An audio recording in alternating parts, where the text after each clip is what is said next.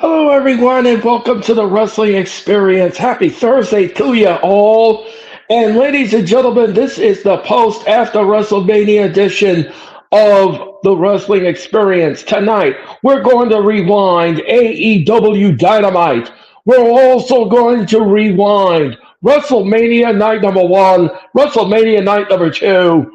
We're also going to give you wrestling news, and I have rant on the wrestling fans this past weekend that you don't want to miss. Ladies and gentlemen, it's wrestling experience. It's the wrestling experience. You landed on the mothership. Curb stomp the like button if you like wrestling content, if you like wrestling talk, and if you like wrestling analytics. Hit that curb stomp that like button and join me on the merry mothership because it's the experience. It's the wrestling experience.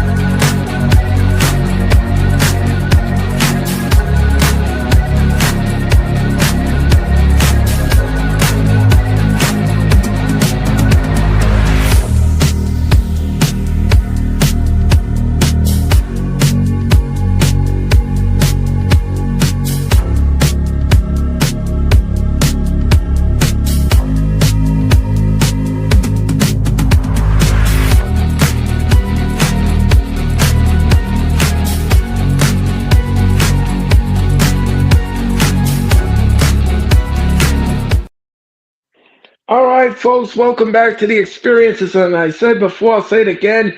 Make sure that you smash the like button, and of course, you of course subscribe and share, and of course, don't forget to comment.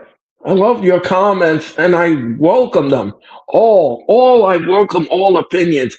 Before we begin, everyone, I just want to again send a very special shout out to all of the wrestling community, the IWC. We had a great time with WrestleMania this past weekend, and the views were fantastic, and the likes were fantastic. So I want to thank you all from the bottom of my heart for doing just that. You all were fabulous at what you do. And we had a good time at WrestleMania night number one, night number two. But I think night number two really and truly was a tale of two cities. And we're going to talk about that. We're going to talk about that tonight here at the Wrestling Experience. So let's just begin and talk about WrestleMania. That's what we're going to jump off with. We're going to talk about WrestleMania. Now, if you missed WrestleMania night number one and night number two, and you want to relive and rewind and replay, you can go back here on X or you can go on my YouTube channel and you can rewind it all. But make sure you curb stomp that like button when you watch the encore presentation. I greatly appreciate it. So let's just talk about night number one. Night number one had some moments. Well, I'm going to say this much. I think the return of Bianca Belair and everything else that happened at night number one really saved night number one because, like I said, night number one and night number two of WrestleMania was a tale of two cities. I mean, you can clearly see who was in charge of night number one, and you can clearly see who was in charge of night number two. So let's just get into the matches, and then I'll give you my thoughts on it. All right. LA Knight and the Usos took on the Vision and I Show Speed. The match was fine. The match was fine for what it was, ladies and gentlemen. But you know something, folks? I kind of knew that this was going to happen. In my predictions, I did have the Vision going. Oh, I did have the Usos and LA Knight going over the Vision, but that is not what we got. I mean, that is what we got. Excuse me. That is what we got. The Usos and LA Knight defeated the Vision. Now, in my predictions, I did say, and I'm going to clear this up. I did say that I had the Vision and ISO Speed defeating Knight and the Usos, but we didn't get that. That's not what we got. I had thought because ISO Speed was debuting at WrestleMania that he would get his WrestleMania moment and he would have pinned LA Knight. That's what I said in my predictions. But that is not what we got. That is not what happened. The WWE flipped the script and TKO flipped the script and gave the match to the Usos and LA Knight. Now, here's the thing. I really and truly thought that the match was like I said, the match was fine for what it was. It was good for what it was. But the thing is that I really didn't think that another internet influencer in a match should be allowed in wrestling. I mean, we have Logan Paul, who is over the moon on the internet, and then you add ISO Speed, who is another person that's over the moon on the internet. So you have all these people in a match, and it really is not necessary. I didn't find it to be necessary. I don't understand why they had him in the match to begin with. It really served no value and no purpose because in the end, the Vision bullied ISO Speed and they really were upset that they lost the match. Bronson, I mean, this was a bully tactic by the Vision. Logan Paul and of course went there and they bullied ISO Speed. I I thought that was disgusting. I thought it was disgusting. But ISO Speed got his WrestleMania moment. He did. When he slashed Logan Paul through the broadcast table. And I'm quite sure that went viral millions and millions and millions of times. Austin Theory and Logan Paul pushed around ISO Speed until he showed him something at WrestleMania. Again, like I said, I thought that he in this match was not necessary and not needed. That was just my opinion, and my opinion only. So, like I said, the match was fine. It was a fun tag team match. It was a fun six-man tag match. On an entertainment level, I'll give the match. I'll be nice. I'll give the match a five. The match gets a five, and that's the best I can do for it. Match gets a five, folks. The match gets a five. Okay, so we had that match, and it was fine. It was perfect. All right. Jacob Fatu defeated Drew McIntyre in the unsanctioned match. Again, another match that was okay for what it was. It was okay. I'm not going to jump up and down about it. It was okay for what it was. These two men really and truly went to war with one another in the match.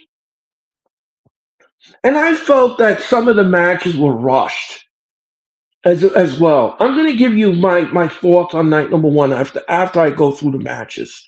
I'm going to give you my thoughts because I knew that this was not the best we've ever seen in a wrestling extravaganza like WrestleMania. This was very underwhelming and very disappointing with some of the matches because they really rushed some of the matches. They really wanted to get through the matches, And to rush it in that kind of a fashion, I just felt that it was it was just a lot to deal with. It was a lot to deal with. So Fatu defeated McIntyre in the unsanctioned match. Match was a war. It was a total war. And WWE washed their hands of it, and they had won no part of it.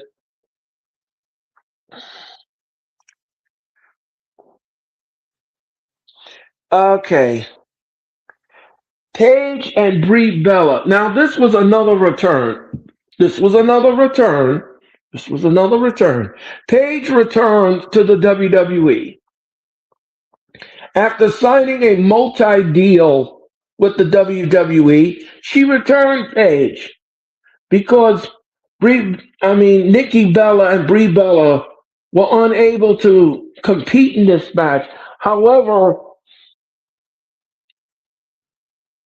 Brie Bella stood up and teamed with Paige to win the women's tag team championship. I didn't think that this was going to happen. In my prediction, I had I had Nia Jackson, Last Legend, retaining the titles, but that's not what we got. That's not what we got. Um, so Nikki Bella couldn't go. She had ankle surgery. She had ankle surgery, so she was unable to compete. She was medically uncleared. So she had to have that done. So what happened? Paige comes in the ring and she helps Brie Bella win the match and the tag team titles.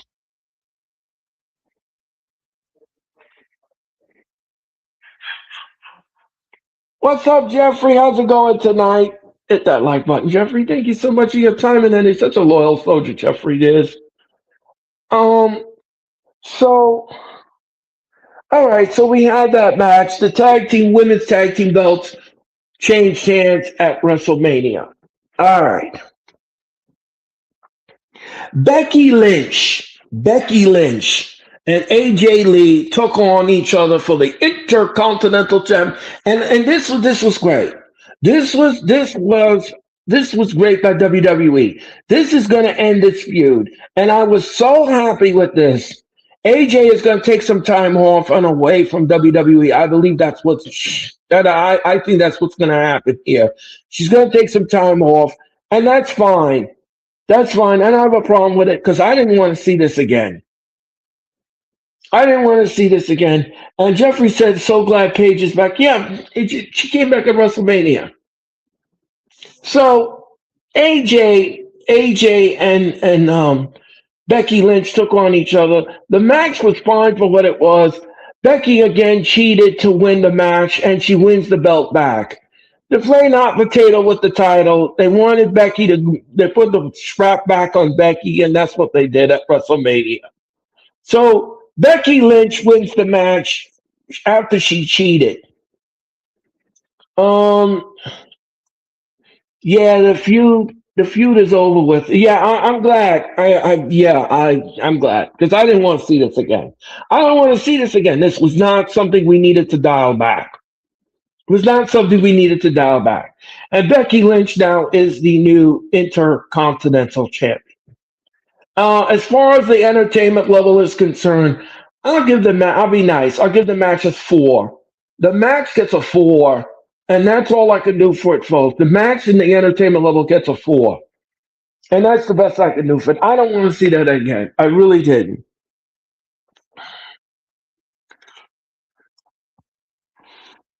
All right. And the Paige and Brie Bella match, I'm going to give that a 4 as well in the entertainment level. It gets a 4. The match gets a 4. Okay. So we got 2 4 matches so far. All right. Gunther defeated Seth Rollins. Gunther and Seth Rollins. Now, this was my prediction, and it came true. I said that Braun Breaker was going to interfere in this match, and he did. He did. So that part of my prediction came true. I said Gunther was going to defeat Rollins thanks to Braun Breaker, and that's what we got. Braun Breaker came back at WrestleMania. That's another return. Braun Breaker came back and he speared Rollins out of his shoes not once but a couple of times. Even after the match was over, he ran down the ramp 70 yards and he speared the mess out of Rollins. Okay. Yep, you called it. Yes, I did. Yes, I did, if you will. I said it. I called it, folks. I called it. I said that. I said Gunther was going to defeat Rollins thanks to Braun Breaker. And bingo bango. It happened. All right, folks. On an entertainment level, I'll give the match a five. The match gets a five, and that's the best I can do for it. So it was a good match. Gunther wins the match. He went over Rollins, and there's nothing more I can say. This lets the feud between Rollins. It lets the feud. It lets the fuse. Excuse me. Lit the fuse between Rollins and Breaker. He broke Seth in half twice. Yes, you did. He sure did. He sure did, ladies and gentlemen. He sure did. Okay, folks. All right, let's move on. Liv Morgan defeated Stephanie Vaquer for the women's title. And I knew, and this was another prediction that came true. I said that Liv would be your new champion, and she did. Thanks to the Judgment Day, she wins the title. Now, I have a feeling they're going to dial this back, and Stephanie wants a rematch at Backlash, and I believe that's what the WWE will grant Stephanie Vaquer. Yeah, Seth versus Braun at Backlash. That's another thing that could happen at Backlash. WWE needs to start building on Backlash because we're just less than two to 3 weeks away from Backlash on Saturday night, May the 9th. Saturday night, May the 9th, and that will happen. That will happen on Saturday night, May the 9th, Mother's Day weekend. So curl up with your mom and watch some Backlash on Saturday night, May the 9th in Tampa, Florida. All right. Okay. Yep. Yep. Liv versus Stephanie 2 at Backlash. Yep. I think that's exactly what we're gonna get at Backlash. Okay. All right. Then the undisputed. Now we're going to the main event, folks. The undisputed, the undisputed WWE Championship is up for grabs. It was Cody Rhodes taking on Randy Orton. The match was fine. The match was, but you know something? Here's something, folks. Here's something that I am just going to talk. I'm going to talk about this main event in length. I'm going to talk about this main event at length. First of all, the stupid Pat McAfee in the match, interfering in the match several different times was ridiculous. And then you had Randy Orton turn on McAfee at the end of the match. What did that make? That made no sense. That was the most stupidest swerve I've ever seen in my life. This was stupid. McAfee was helping Orton and all that trash talking he was doing on the microphone.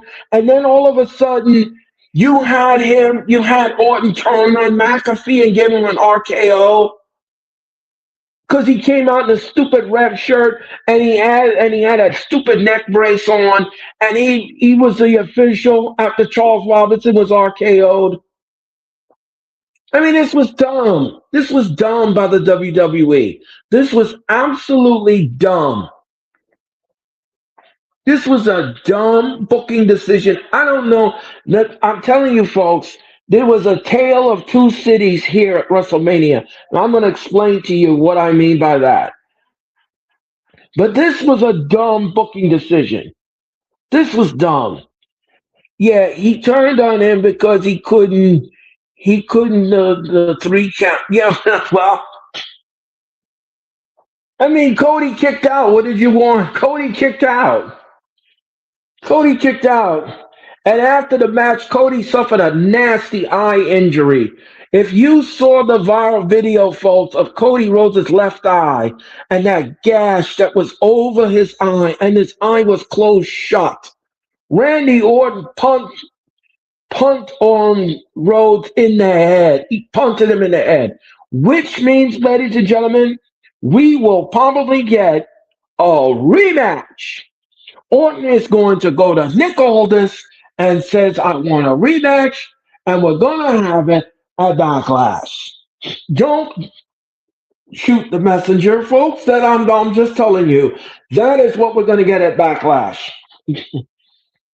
Yeah, it looks like we're finally going to get a rematch without Pat at Backlash. Yeah, I think that's what's going to happen here. Well, this is what's going to happen here. And and let me tell you all something. Don't screw this up this time. Don't screw this up. If you're going to have Rhodes and Orton at Backlash, number two, just do it cleanly. Don't have anybody influence. I don't want to see nobody else interfere in this rematch. Just Orton and Rhodes, and let's see who the better man is at Backlash. Punk the nightmare, punted the nightmare out of Cody. He did. Yes, he did. Yes, he did. So, on an entertainment level, because of McAfee's shenanigans and everything else in the match, I'm gonna give the match a six. The match gets a six, and that's the best I can do for it. Now, let's talk about WrestleMania night number one, as we just went over the matches. All right, folks, we just went over the matches. I gave you my entertainment level, and I gave you my thoughts. But now I'm going to give you my second thought. And here's my second thought. Because I read from the PW Insider and many other multiple sources, apparently TKO produced night number one. It was obvious what they were doing. It was obvious they didn't know what they were doing because night number one was a letdown. Night number one was a letdown, folks. If it wasn't for Paige's getting a pop, if it wasn't for Paige getting a pop and other people returned at night number one, I think WrestleMania would have it saved WrestleMania night number one because this was vastly disappointing. Just put Pat McAfee back on commentary. Well, I don't know if he wants to do that. I don't know if he wants to do that. Um, it's just this WrestleMania night number one was overwhelming. It was very overwhelming. The matches were rushed.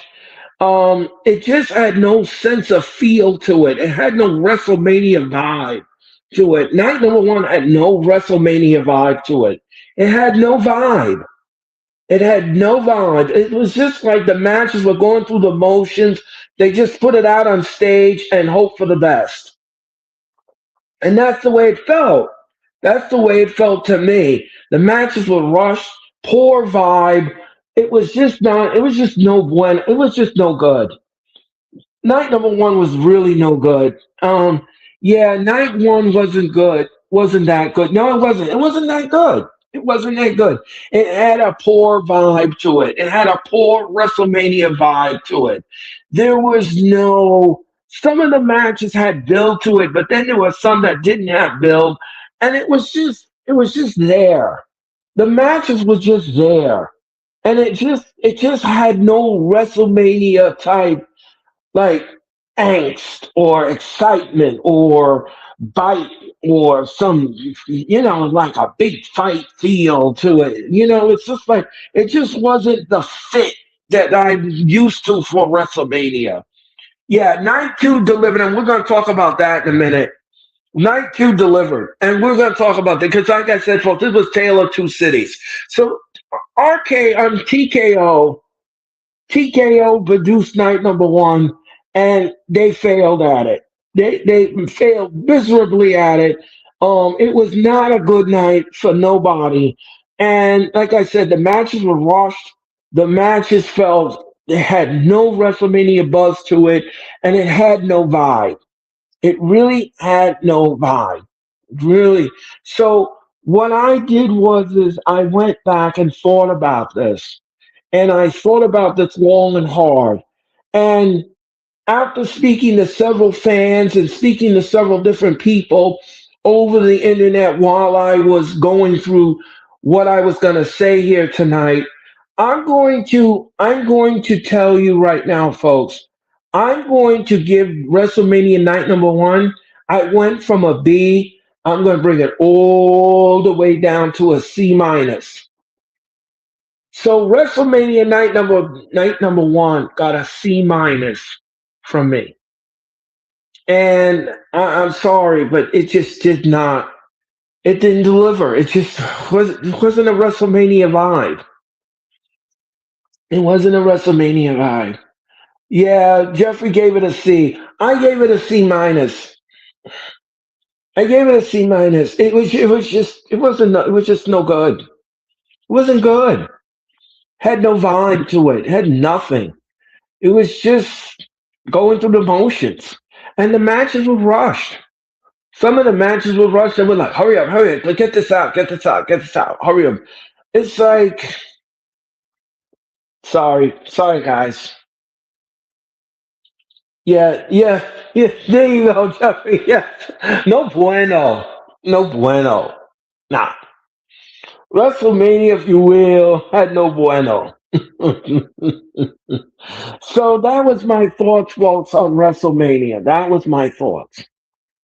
Those are my thoughts, folks. Those are my thoughts. Um, and those Hulk Hogan ads shake. Yeah, those. And then another thing too is speaking of commercials, ESPN had way too many commercials for night number one. Way too many commercials. I heard a lot of people were complaining about it. I mean, every time I was calling a match, we were going to commercial. I was like, my goodness, how much commercials can we have and break up the monotony of this? I mean, it's like you don't get commercials when you do pay per view. You're not supposed to, but I guess this is a broadcast channel, and they needed the commercials. But my goodness, that was too much. WrestleMania should have been put on ESPN in limited commercial fashion. That's what the WWE should have done here. They should have put WrestleMania night number one and night number two on limited commercial interruption so that you can go through the flow of the matches and you can eat the matches as you were going through the flow. That is something WWE failed to do here. That's what they should have done. WrestleMania should be put on television, and if it's going to be on ESPN, well, it is on ESPN, but it should have been in limited commercial interruption fashion. That's what I think. If I had to see Hulk Hogan's ad one more time, I was gonna leg drop the TV. I did this. Late Hulk Hogan, make him rest in peace. Um. So So anyway, folks, and that was night number one. So that's my opinion on night number one. Now, night number two, we got some shocking surprises in night number two. And none bigger than what I'm going to talk about right now. Obafemi took on Brock Lesnar. I'm getting the chills from it. Just thinking about it, I'm getting the chills. Brock Lesnar and Obafemi. This was absolutely one of the most talked about matches of night number two, and people were salivating. Now, I don't know what happened here. There's a lot of people that said a lot of things about this match. First of all, they said that the match had piped in noises, that nobody was doing the Obafemi when Obafemi came out. Now I don't know about that. I wasn't there live in the arena, so I can't ask anybody if everybody did the Obafemi. So I don't know about that. Over Femi versus Rock Lesnar had the right time frame for this match. Yes, it did.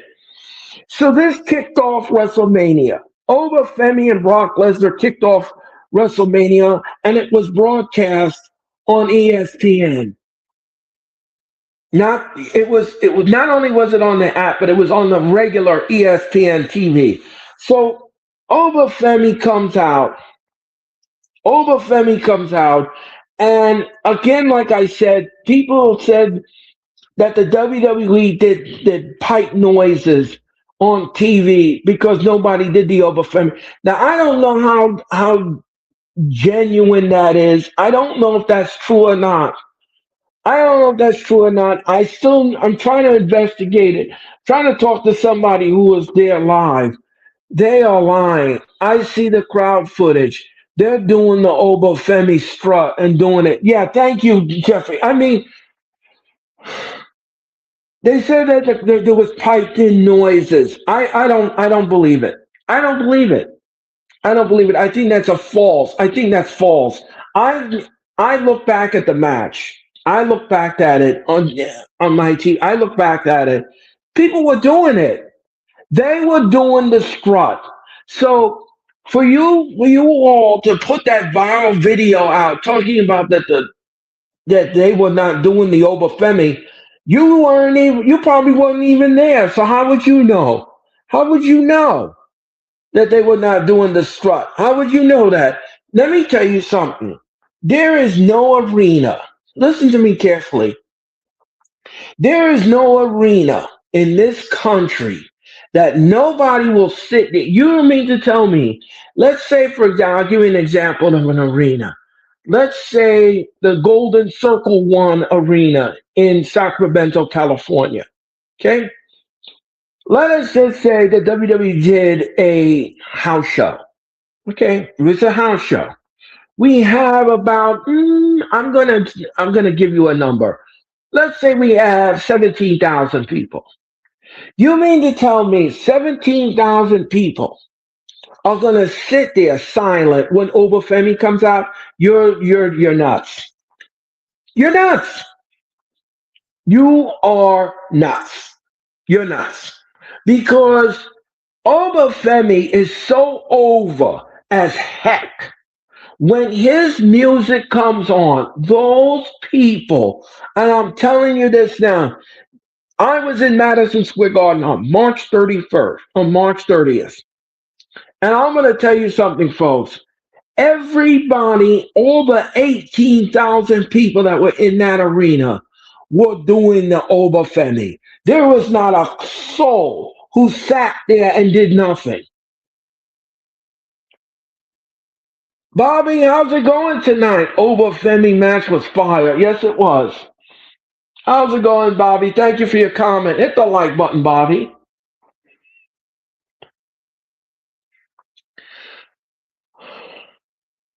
Piped in noises in open space. I could I could have clearly hear the fans doing it, and I seen online footage from a YouTube subscriber follow. Yep. Excuse me. So Obafemi, as I said, folks, is over as heck, and everybody and their mom does the Obafemi. You can't. It's so infectious that you want to do it. That you want to do the Obafemi. So for you all to accuse WWE of piped in noises and everything else, you're barking up the wrong tree. WWE didn't do that. And I don't think that they would do disservice to Obafemi. I don't think that they would disrespect Obafemi. because he's so popular and so hot with the audience that they wouldn't just throw in some pipe noises. You all are absolutely ridiculous. And I'm going to have a rant on wrestling fans for the weekend that you're not going to want to miss. So stand by with that because I'm going to take the fans that went to WrestleMania this weekend to the woodshed. And we're going to do that later. Those fans sound like a hater. Yeah, they are. They are. I even do the Obafemi in my yeah. I mean, I was doing it.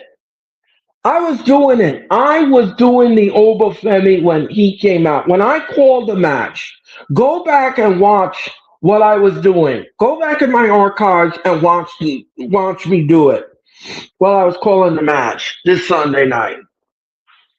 This past Sunday. Watch me what I was doing. I was doing. You can't. It's infectious.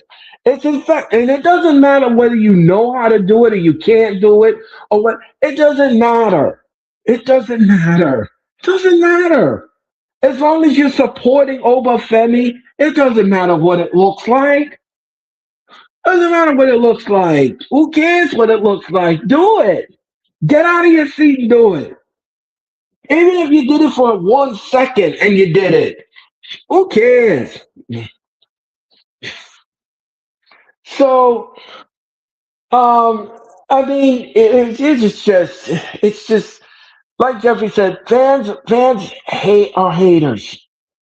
They can't stand when somebody is successful. There's some people out there that just can't stand success. They just can't.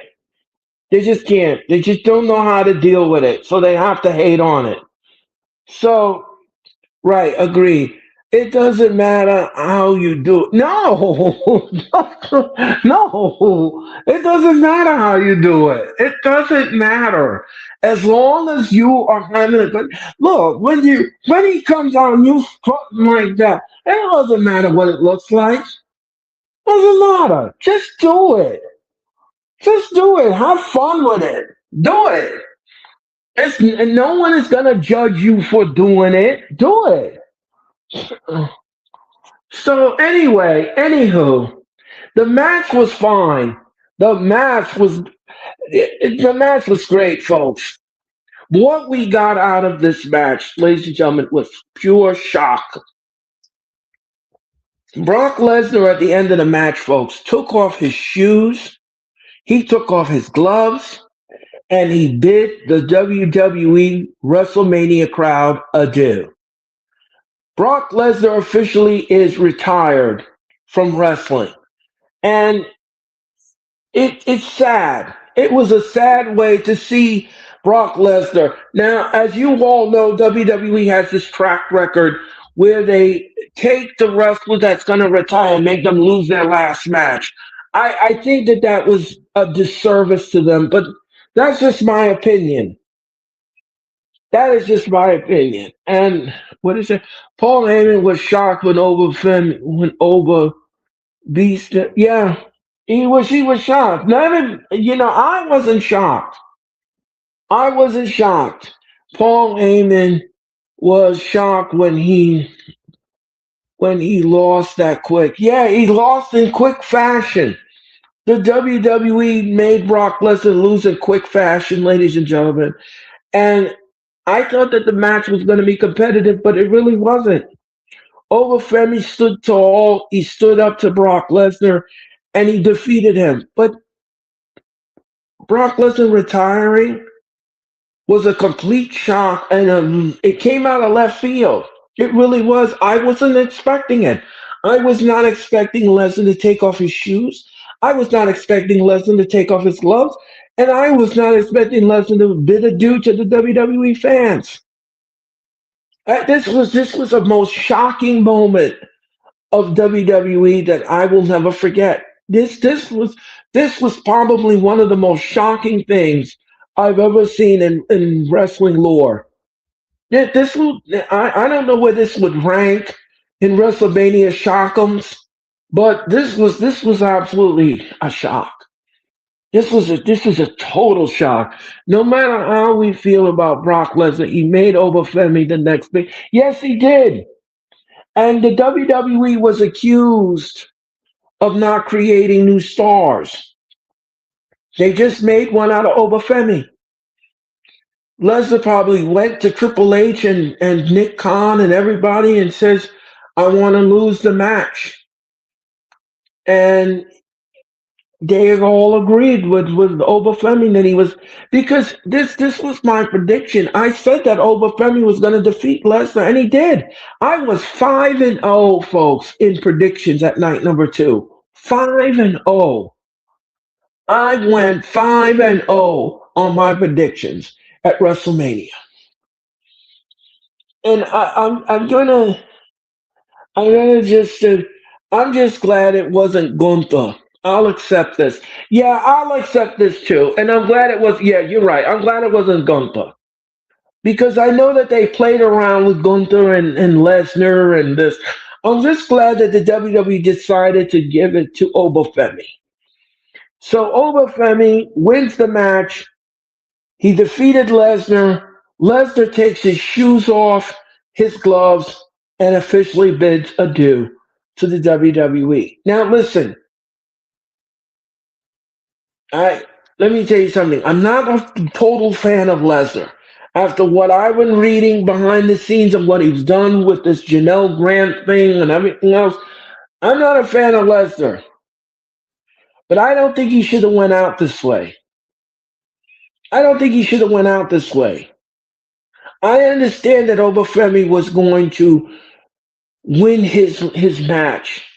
I understand you wanted Oba to have a WrestleMania moment and a shine on the grandest stage of them all, but I just felt that I did not know this was going to happen. I didn't know this was going to happen to Lesnar. I didn't know that Lesnar was going to walk away from WWE for good. But to Brock Lesnar, I wish him well in his legal battles, in his endeavors, and whatever he's going to do. I wish Brock Lesnar the best. He gave us some iconic moments that we will never forget in the WWE ring. He did. Who could forget the night he won the title against Kofi Kingston in a quick fashion on SmackDown in Los Angeles? Who could forget his moment with John Cena? I mean, Lesnar brought us moments that we will never, ever forget. And we wish him well. We wish him well. Can you imagine the amount of hate Gunther would have gotten, would have get if he had won, if it was him? Yeah, I couldn't imagine that. Chef. I don't think I could imagine that. I don't think I could imagine that. But yeah, so Lesnar and Obafemi kicked the night off. And we got a retirement out of Lesnar, and Obafemi is a new rising star in the WWE. I'm going to give the match a 10 in the entertainment level because of Lesnar's retirement. I'm not going to bring this down to any other level. I'm not going to do that. The match, yes, it was one sided. Obafemi win in quick fashion, but the moment gets a 10. The match, I'll give a 6. No, actually, I'll give it a 7. Lesnar retiring gets a 10. The match itself gets a 7. And we wish Brock Lesnar the best in his endeavors. Okay. All right, folks. Here's something. Here's something that let's see. Bobby says him and Eddie matches were great with Kurt Angle as well. Yes, Bobby, I agree. Yes, 100% agree. 100,000% agree. Agreed. Agreed. Agreed. All right, folks. The Intercontinental Championship Rey Mysterio, G-Von Evans, Dragon Lee, JD McDonough, and Rusev in a ladder match. This was a fun ladder match. Canadian Destroyer on the ladder. Ladders were used. Bodies were broken. This was a fun ladder match.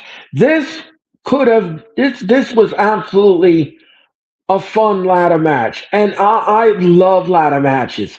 If it's done correctly and it's done right, it's good in my book.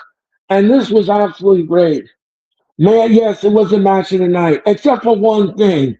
Except for one thing. There was one match that stole the show completely. And we're going to talk about that in a minute. Um, yeah, OG Cutter by G-Von Evans. Yes. All of that in the and the Mexican Destroyer on the ladder. Penta absolutely knows what to do with a ladder, and he does it well, and he does it safely, and he does it with flair and style. And I absolutely love Penta.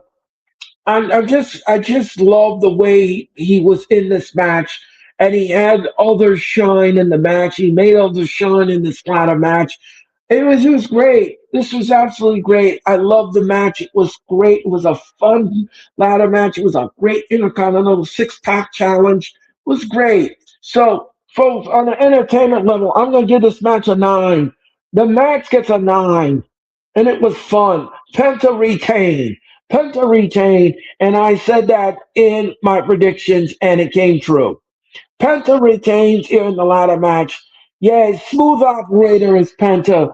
Yes, that song by Sade really fits Penta. Smooth operator, and that is what Penta is. He's a smooth operator, and I love me some Penta. I love me some luchador wrestling, and Penta just made my heart grow fonder in this match, and he retained the Intercontinental Championship. And congratulations to Penta on a successful retainment at WrestleMania. Okay. All right. Trick Williams defeated Sami Zayn for the United States Championship. In this match, the crowd hated the crap out of Sami Zayn. Boy, did they boo the crap out of Sami Zayn. Sami Zayn came out and he was not loved by that Las Vegas audience. There was no love for Sami Zayn. As you know, ladies and gentlemen, Sami Zayn got the most dislike for him winning the United States Championship. And Trick Williams made his debut on WrestleMania stage, and he did it with the trick shot, and he wins over Sami Zayn. It was great. It was great stuff. Yeah, Trick Williams versus Ginger, yeah, Gingerbread Man. Yes, I kept going with that. Sami Zayn being Sami Zayn being teased about being a gingerbread man. So what is it? Trick Willie for the win. Yes, Bobby. Trick Williams wins the match, ladies and gentlemen, and he went over. He went over Sami Zayn to become your new United States. I liked the way Little Yachty interfered in the match. There was a lot of shenanigans in the match. On an entertainment level, folks, on an entertainment level, I'm going to give this match a 6. The match gets a 6 because of the shenanigans. But other than that, this was great. This was absolutely great. Trick Williams, congratulations on winning the United States Championship at WrestleMania. Okay.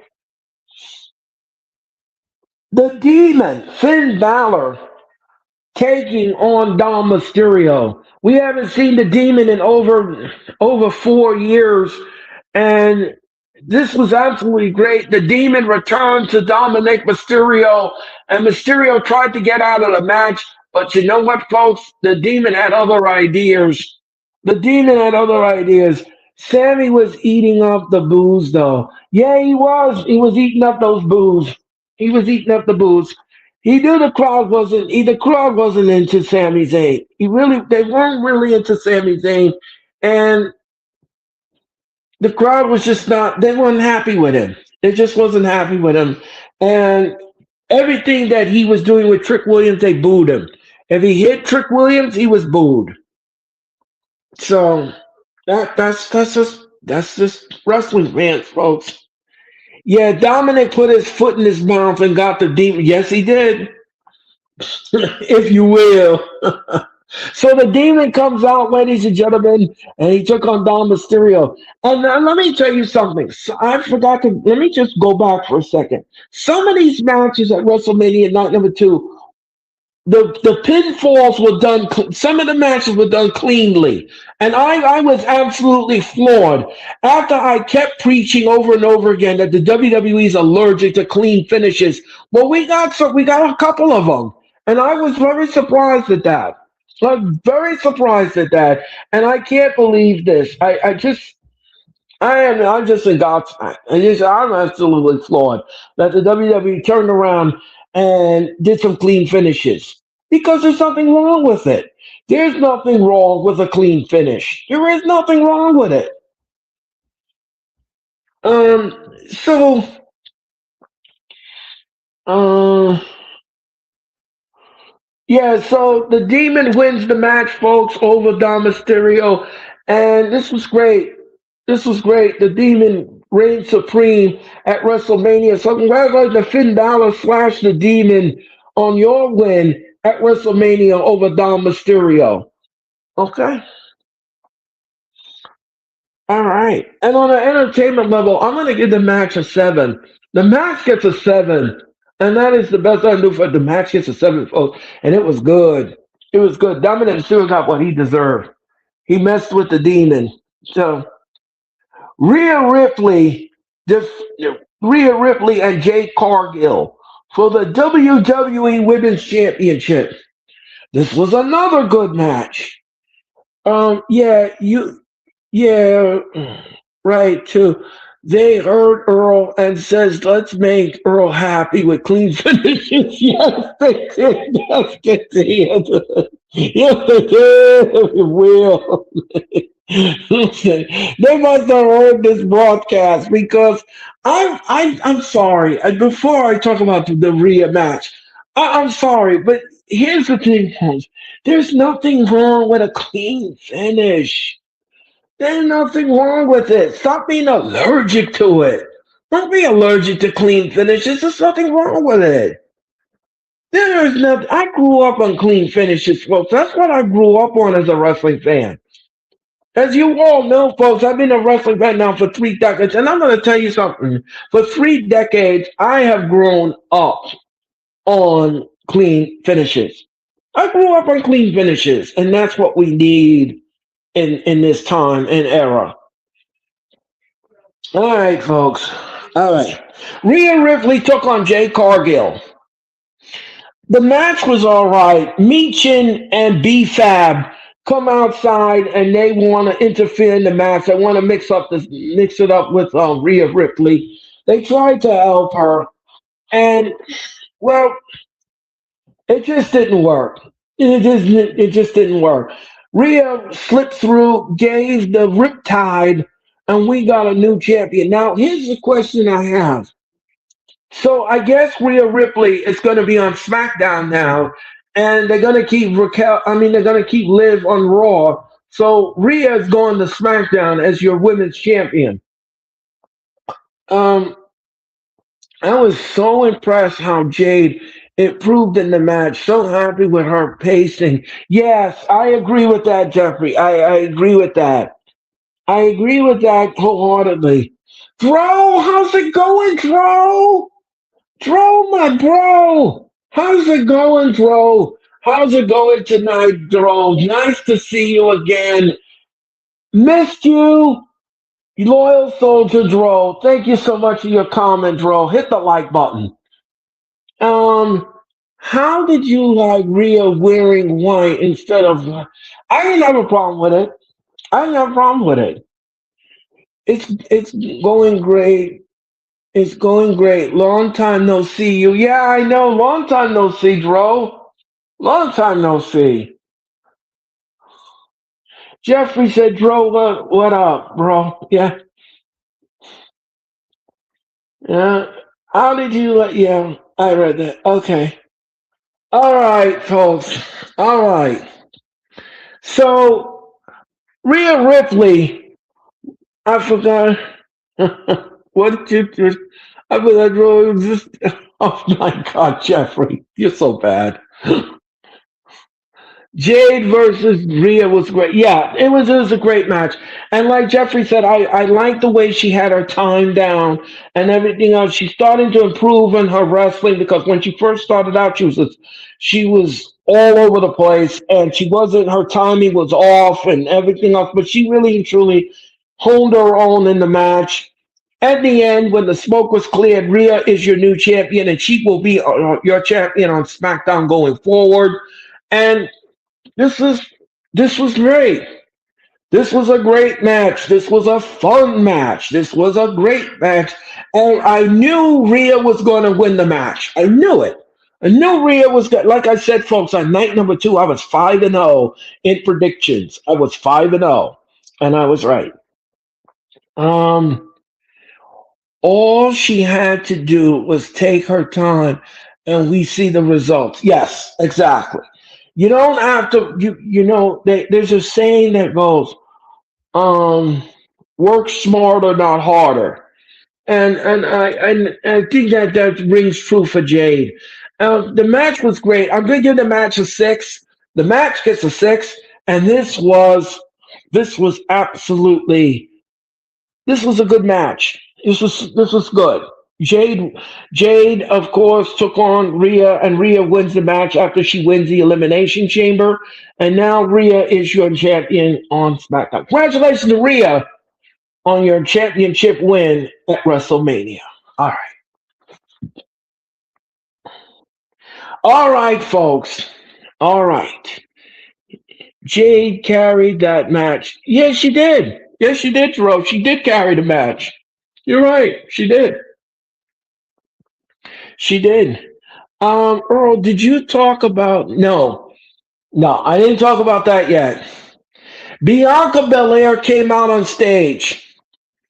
John Cena. John Cena brought out Bianca Belair. That was another return, but she's not going back to the ring, folks. She won't be going back to the ring for a long time. We won't be seeing Bianca on WWE TV for a vastly long time. And the reason is because Bianca is pregnant. Bianca Belair announced that she is with child and she is going to have a baby. And congratulations to Bianca. This is absolutely fantastic. Her and Montez Ford. Congratulations to the both of you on your baby and your upcoming baby and your birth of your baby. I think this is fantastic. Remember, Bianca was out with a finger injury. She was out with a finger injury. She had finger surgery and she was set to come back, but now she can't come back because she's with child.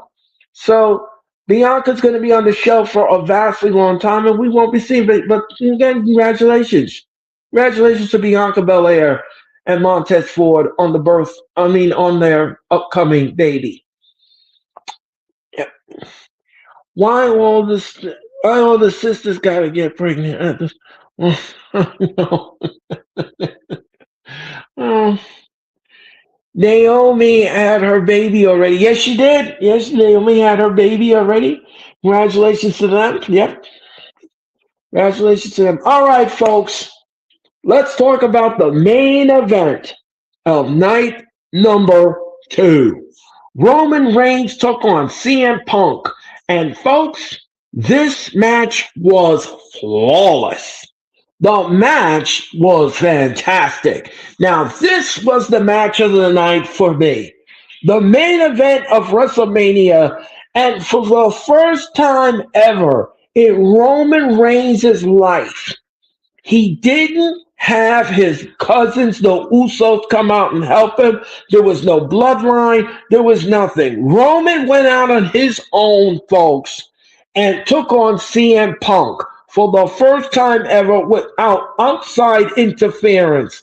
And this was refreshing.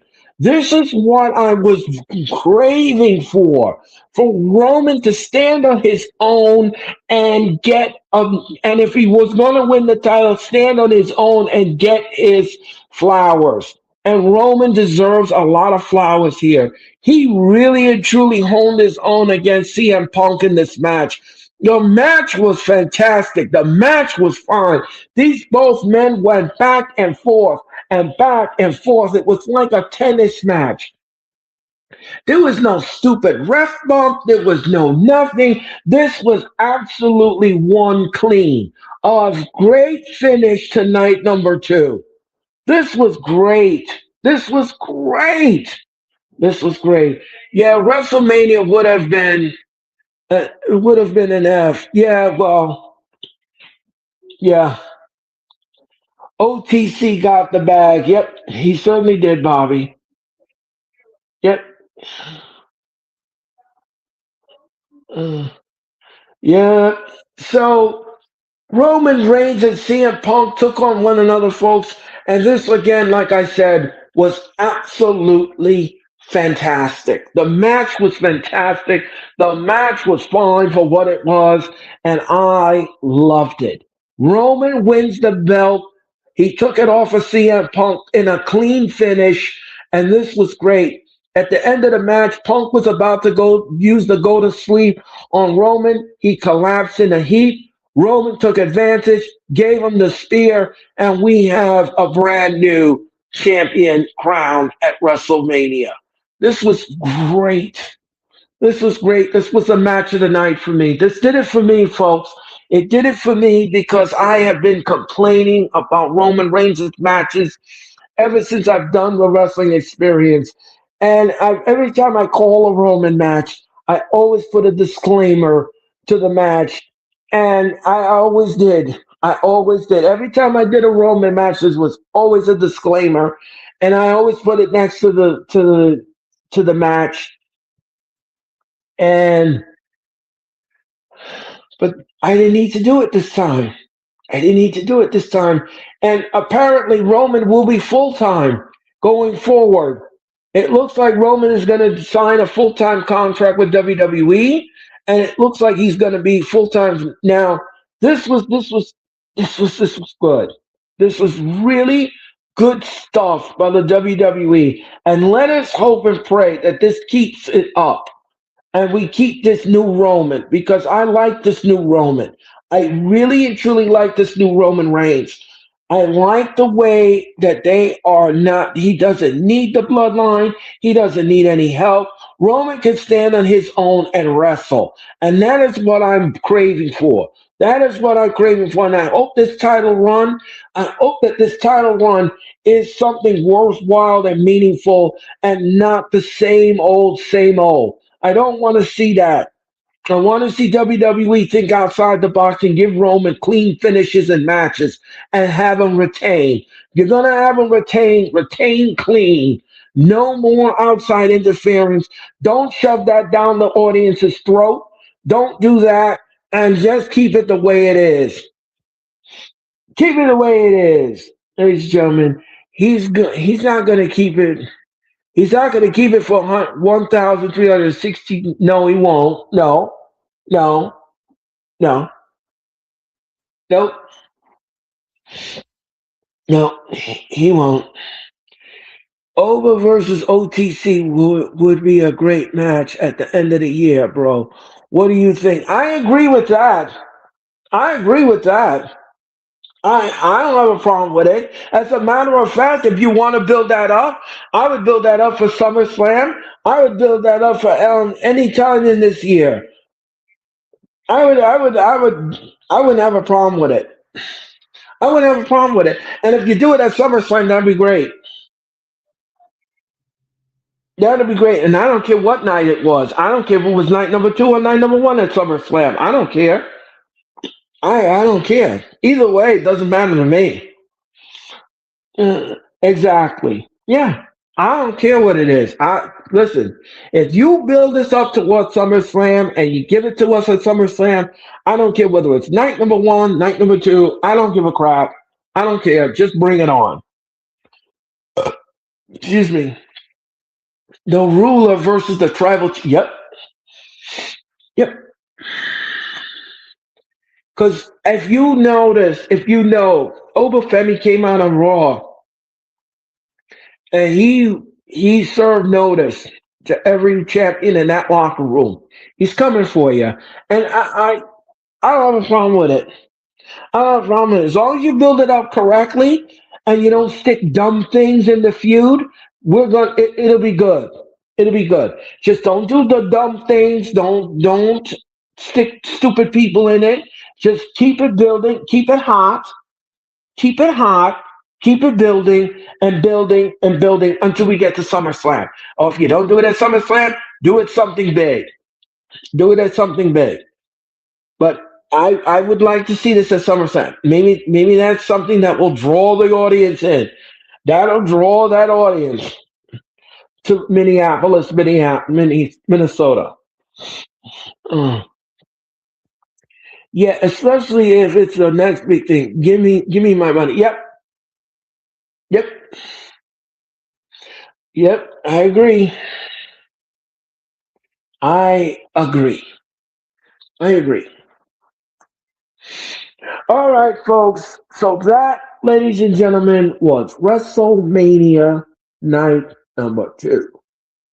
And folks, those were your WrestleMania rewind. That was your WrestleMania rewind for tonight. At the end of the night, at the end of this broadcast, ladies and gentlemen, I'm going to give you some wrestling news. And then we're going to rewind Dynamite in a few minutes. And then we're going to talk about Dynamite. All right? All right, folks. All right, folks. Brock Lesnar is from Minneapolis. You think Brock would make an appearance? I don't know. I don't know what the WWE is thinking. I don't know. I don't know. The fact because Monday Night Raw after WrestleMania was an A, two at best, bro. Yeah, I agree. The rest of the Monday Night Raw. Okay, I'm going to tell you all something. Monday Night Raw after WrestleMania usually is great. They produce except for a couple of WrestleManias, it wasn't so great. But this WrestleMania after Raw in Las Vegas was absolutely good. This was produced very well. We had a lot of new things happening. We got some vision on what the no pun intended. We got some vision on what the WWE is thinking here towards Backlash. We got to build up Backlash. We got to build up Wrestle. We got to build up SummerSlam over the summer. So we got a lot of things going on in the WWE world. So I'm going to hope and pray and cross my fingers that they don't mess up on certain things and they don't do no missteps and actually give us something that we can chew on for the summer leading up to SummerSlam. Because I'm going to tell you something. This is another test for WWE. We already got a taste of SummerSlam night number one, night number two last year. So this year we're going to Minneapolis, and I'm going to tell you this much, folks. The tickets are going to go on sale May the 1st if you want to go into Minneapolis at SummerSlam, and it's going to be great. I think the SummerSlam is going to be great. I think they're going to build it up. Hopefully, they'll build it up correctly, and we should have a fun summer leading to SummerSlam. Okay, folks. I enjoyed it. Yeah, I enjoyed it too. I enjoyed it. All right, folks. That was WrestleMania. That was your WrestleMania night number one, night number two, and I told you my thoughts on it. Now, folks, I'm going to give you my wrestling fans rant. I have a rant on you wrestling fans. Some of you wrestling fans are absolutely one of the most ridiculous people I've ever met. I ever seen in my not met, but I've seen. All right, folks. Here's the thing. Um, I'm going to predict that Naomi returns because that's that's her last PLE before she got. Yes, I can see that. I can see Naomi returning at SummerSlam. I could see that. I don't have a problem with it. I don't have a problem with it. I don't. I don't have a problem with it. So, ladies and gentlemen, let's just talk about this for a second. Wrestling fans, and how disgusting are you? How disgusting is wrestling fans? Let me tell you all something. Some wrestling fans, I absolutely love them. They love them. They are passionate, they're creative, they're fun, and they know their craft and they know wrestling and they love their wrestling. But then there are some fans that you just want to open your hand and smack them across the face. And I'm sorry, I don't mean to be mean, but I'm telling you, folks, some wrestling fans really make my skin crawl. They do things that are just absolutely dumb. They're dumb. They're dumb. Um, Uh-oh, let me get my popcorn. Yes, yes, yes. You better get the popcorn because I am going to rant here. All right, folks. Here is one thing that I'm going to say first and foremost. When you are a wrestling fan, you need to learn boundaries. You don't learn your boundaries. Now, listen, folks, this was taught to us when we were kids. We were taught as kids to learn to respect others. At least in some people household, you were taught to respect others. Obviously, you don't. Obviously, as an adult male or adult male, you don't know anything about boundaries. All right. If you all saw the viral video, if you saw the viral video going around TMZ and all this kind of stuff, there was a man. There was a man. Now, CM Punk is leaving the hotel and he's checking out of the hotel. This fool, this fool comes up to CM Punk after he just lost a time. He is in no mood. The man is in no mood for your autograph or your snapping your selfie. So this fool comes up here and he comes up to CM Punk, sees CM Punk, and he wants to snap a selfie with the Punk. Punk's not in the mood. Punk, you know what Punk did? Punk slapped the phone out of the man's hand, and it fell to the floor.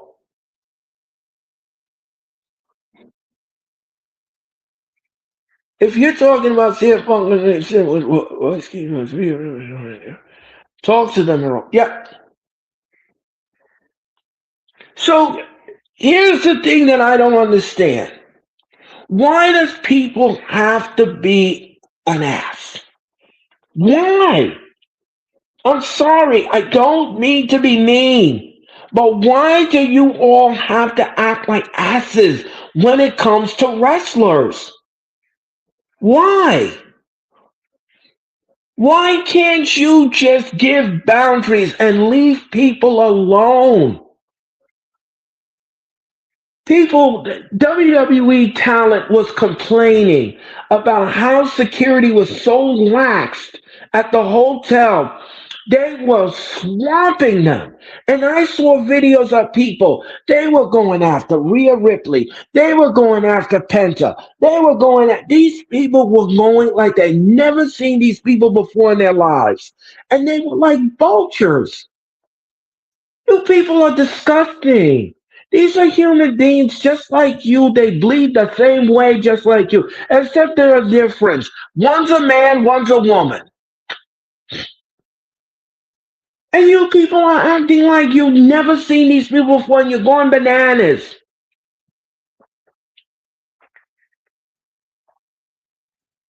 My goodness. Bailey even told them to back up twice. Yes, you gotta respect people's boundaries, folks. Now, Booker T, I'm going to read you the story in a minute, but Booker T says that he went to the bathroom. Listen to this. Booker T said that he went to the bathroom and there was a fan. There was a fan that wanted to videotape him going to the bathroom. I mean, this was disgusting. This was disgusting. You people are disgusting. You people are disgusting. Come on. And then on top of all of this, the man was fired, by the way, from his job. In that viral video with CM Punk, he was fired from his job. He lost his job, by the way. His company let him go immediately because he was a jerk. The man was a jerk. The man was a jerk. Okay, so we had all of that going on with the talent and the fans. Here comes something else. Now, listen to me carefully. When you go to a wrestling event, I don't care whether it's a WrestleMania, a SummerSlam, a Money in the Bank, a Backlash, or Elimination Chamber. Doesn't matter where you go. Doesn't matter what event it is. Doesn't matter.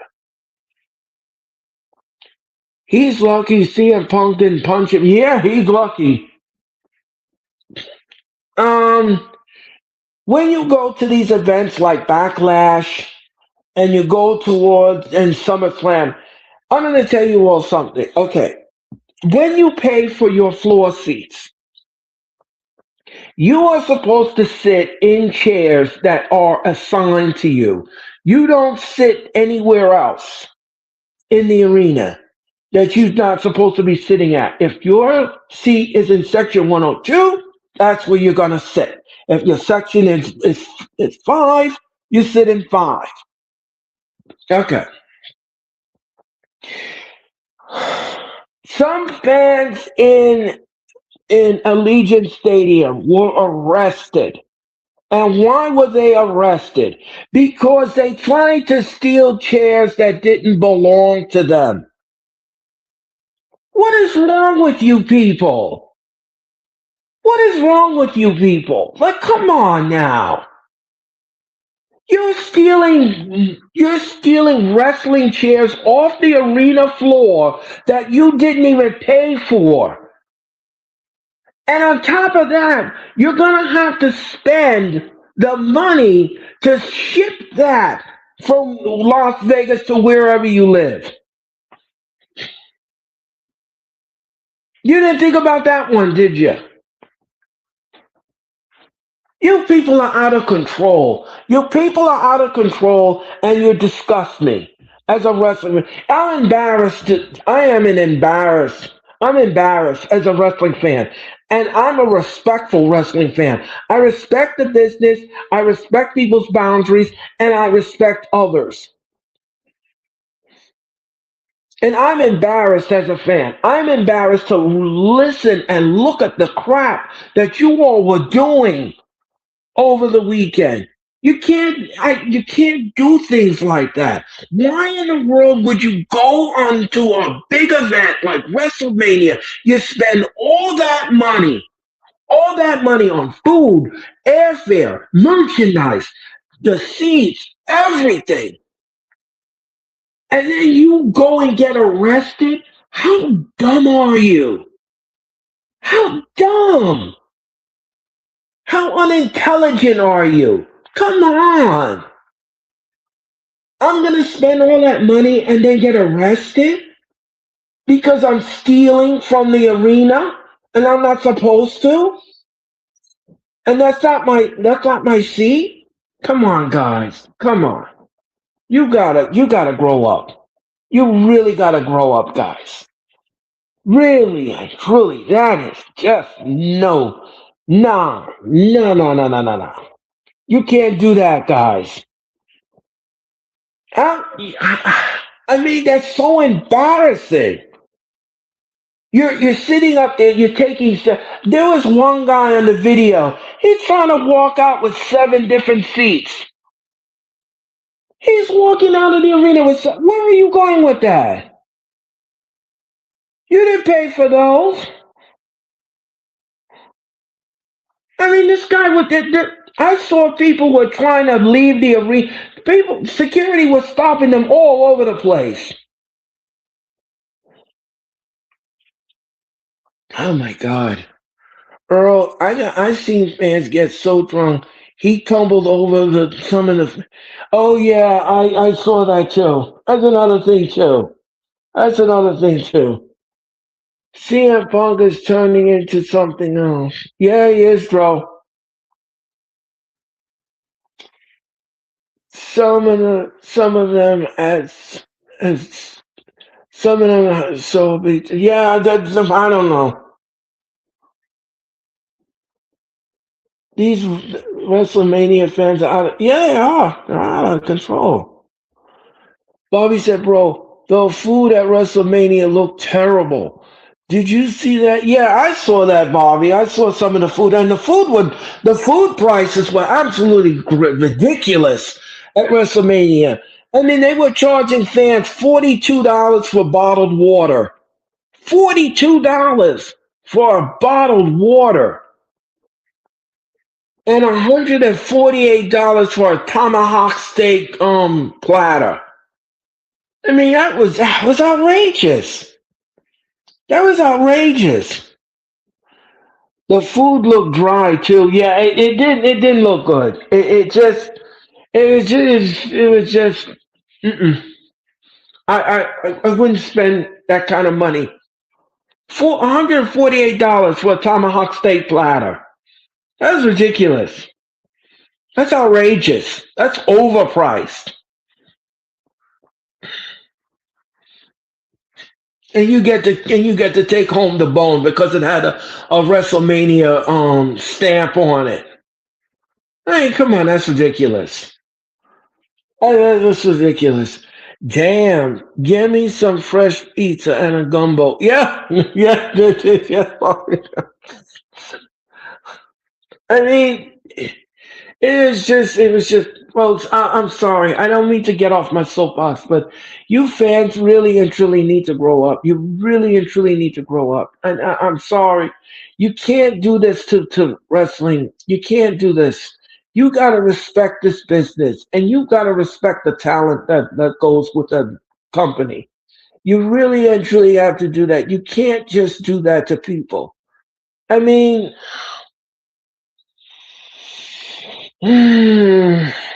all right, folks.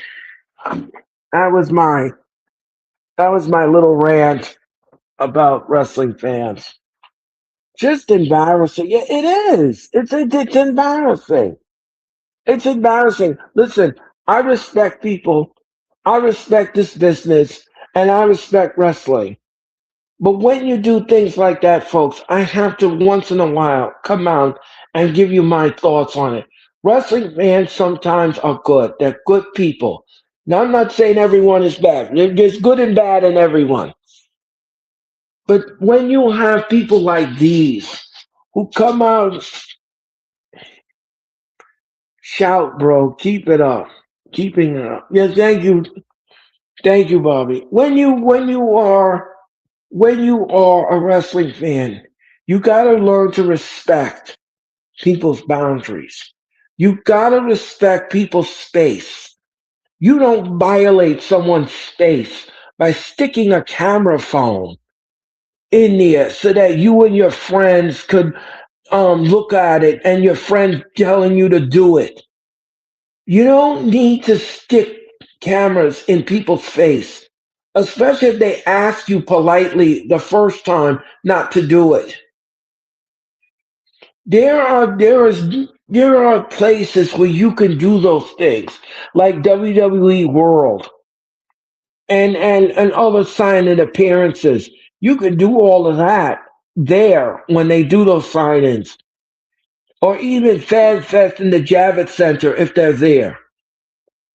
But you don't do it in an airport. You don't do it in a hotel. You don't do it in the street. These people have lives.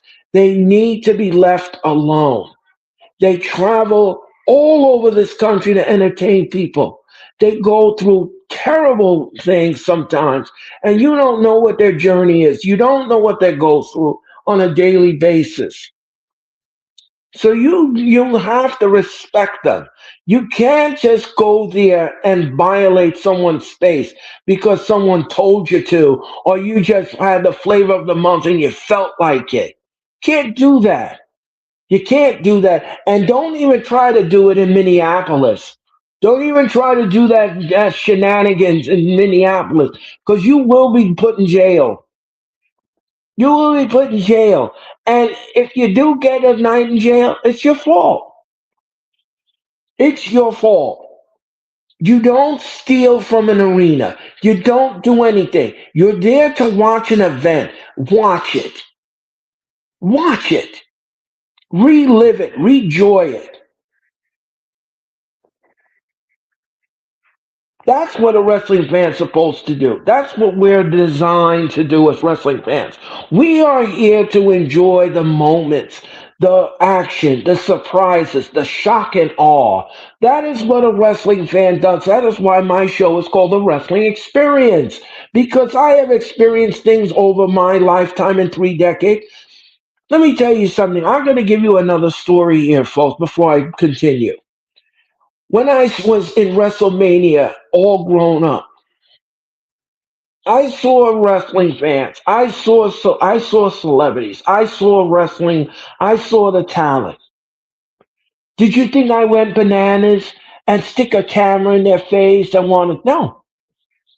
When I was in Los Angeles in the airport and I saw the Wild Samoans in the airport, did I go up to them and ask them for an autograph? And no, I respect their space because that's who I am. I respect people's space because I don't want my space being violated.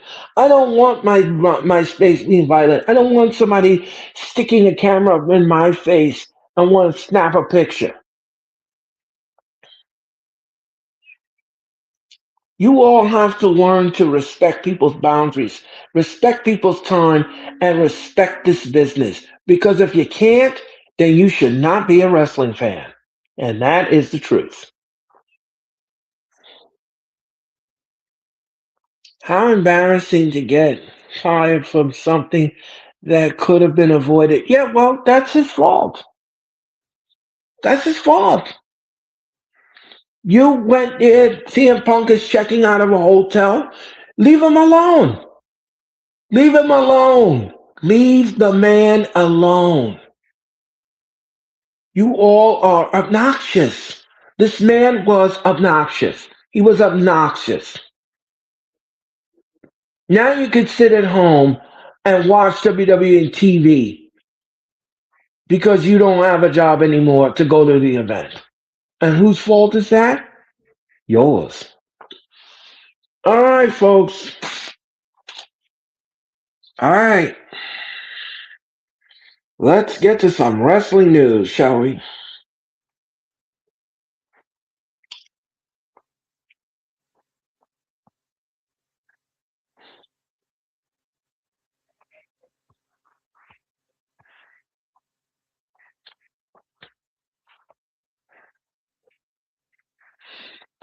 All right. I seen Swerve and MJF in Fresno, California, and they were cool. If you respect them, yes, if you respect, yes, that's what I mean. If you respect the talent, you're going to get positive results. But if you don't respect the talent and you violate their space and you get in their face and you're going to get what you get. You're going to get what you're going to get. Even Sean Waltman, aka the 123 kid, ex Pac, says that he was assaulted at WrestleMania weekend by a fan. You guys are disgusting. Why? Because the person won't give you an autograph. You're going to act like a fool? You're going to act like a big fool?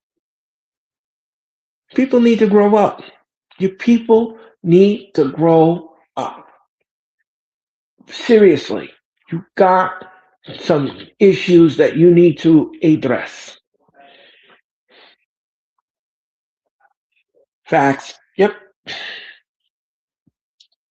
Need some issues. Have some issues. All right, folks. let's talk about a story on WrestleMania 43. I have a story for you on WrestleMania 43. Courtesy of ringsidenews.com. WrestleMania 43 is heading to Saudi Arabia, and it wasn't the original plan. The new update just confirmed where WWE was almost took the show almost took to the show instead. Andrew Badela took to Twitter and revealed that Nashville Tourism Board officially announced officials and Tennessee Titans announced that WrestleMania 43 was initially set for Nashville at the new Nissan Stadium in 2027. The plan ultimately fell through, and the reason came down to timing issues tied to the venue. So apparently, WrestleMania 43 was supposed to be held in Nashville. Nashville, Tennessee was supposed to host WrestleMania 43, but the plan fell through because WWE and the Titans and the new building, couldn't get the dates put together, and so the WWE decided to scrap the plan and move it to Saudi Arabia. So that's what happened there. Okay, today Nashville Tourism Group and Tennessee Titans announced that WrestleMania 43 was originally scheduled to be held in Nashville at the new Nissan Stadium in 27. The reason given for why it's not taking place in Nashville was the date didn't work out. We are looking at future years. Okay, the new Nissan Stadium is still under construction and is scheduled to be completed in February of 2027, leaving a tight window for WWE to lock in WrestleMania's logistics for the same year. Within the timeline not aligning, WWE pivoted, leading to now confirmed decision to take WrestleMania overseas. The changes the narrative around WWE's decision to move 43 to Riyadh, while WWE President Nick Khan previously framed the move as part of the company's global expansion and ongoing partnership with Saudi Arabia. Nashville was clearly still in the mix until the timing became an issue. So this wasn't just WWE choosing Saudi Arabia over a US location. Nashville was on board, but the stadium simply wasn't ready in time to make it work. So the stadium will be completed in February of 2027. That would have left WWE no date to put WrestleMania on. So they had to scrap the plan because the stadium will not be ready in time for the WWE to do their logistics and do their due diligence to put in a date for WrestleMania. So WrestleMania 43 will be held in Riyadh, Saudi Arabia next year. Now, from what I understand, from what I read from a lot of blogs and the PW Insider, WWE is looking at the end of March for WrestleMania next year, for Riyadh. They're looking at the end of March, beginning of April, the first week in April, and I think that's a good thing. But here's the thing, though. Saudi Mania, yeah, Saudi Mania, yeah. Um, Here's the thing, though. What stadium are they going to use in Riyadh? Because there's no stadium in Riyadh. There is no stadium. So I guess WWE is going to build a makeshift stadium. Is this what WWE is going to plan to do? Are they going to plan to, because they did this for the Royal Rumble and they did it very quickly, folks. They put this arena together very quickly for the Royal Rumble. Are they going to put it? Because I'm going to tell you something. If you're looking to make and build a stadium that holds about 67,000 or 43,000, you better make it a mass production. This is going to be a huge, and when I mean huge, huge undertaking for the WWE. It looks like they're going to make a stadium if that's the case. Yeah, well, they're going to have to. They're gonna have to, and it's gonna be. They need to start building it from now because The thing is that if you want it for the end of March, you can't turn around and say, okay, we're going to start construction in February. No, you need to start that construction now because that's a you're talking about a massive stadium. You're talking about a massive stadium that holds about 43,000 or 50,000.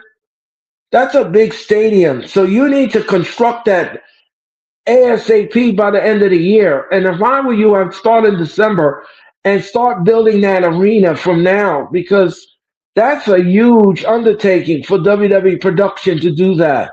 That's a big undertaking. I mean, the Royal Rumble was a small arena, but you're talking about WrestleMania. You're talking about massive crowd, a massive audience. So I don't know what the WWE is going to do here. This is a lot of talking and a lot of planning.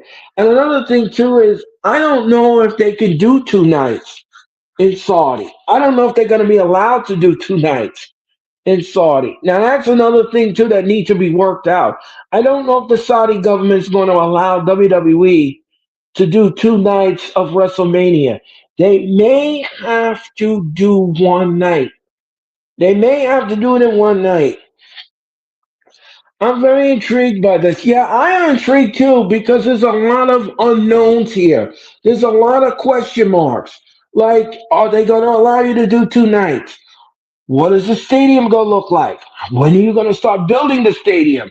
What are you going to do with the Hall of Fame? What are you going to do with WWE World? What are you going to do with SmackDown? What are you going to do with Raw? All of these things are going to need to be addressed and sit down and worked out between the Saudi government, WWE, and WWE's production team because they are going to have a very vastly huge undertaking. Because in Riyadh, they don't have arenas. There's no arenas in Riyadh. So you're going to have to do something here. Something needs to pop off here. You're going to have to do something. You're gonna need big stadium. You're gonna need a bigger stadium. You're gonna need this. There's a lot of needs. There's a lot of needs. I don't know how this is gonna work. Gonna need to start planning some. You have to. You have to, Jeffrey. You have to because this is a huge undertaking. Like I said, it's gonna be huge. The logistics is gonna be huge. The I mean, like I said, what are you going to do at Raw? What are you going to do at the Hall of Fame induction ceremony? What are you going to do with SmackDown? What are you going to do with Raw? I mean, all of this stuff needs to be worked out. It needs to be worked out. Now, what you could do, is, which is unprecedented, which I've never seen done before, in the same arena you have in WrestleMania, you can do a Raw, you can do the SmackDown, but then what do you do with the Hall of Fame induction ceremony? And what do you do with WWE World? Are you going to cut all of that out? Are you cutting that out for this next year? Are you going to cut that out? And then just do WrestleMania and Raw and SmackDown? Because I don't know. I don't know. No, I don't know. I don't know, folks. This is gonna be something else. All right, folks. All right, here comes story number 2. Gonna, yeah, oh, where is it? Okay. So, all right, folks. So, PWTs confirms some layoff took place, but denies that there has been a separation between themselves and AEW. Original story. The entire AEW merchandise design team was laid off, according to Reddit post directly from the former designer team member. According to the post, the company will be splitting from their longtime merchandise partner, Pro Wrestling Tees, and merchandise team members are already technically employed by PWTs. However, there's a possibility they can pick However, there is a possibility they can be picked back up by AEW themselves in the future. So, so there's an update on this story. There's no separation. So there was no separation.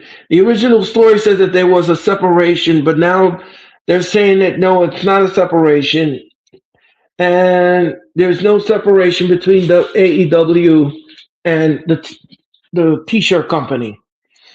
Lots of questions need to be answered. Yep, I agree.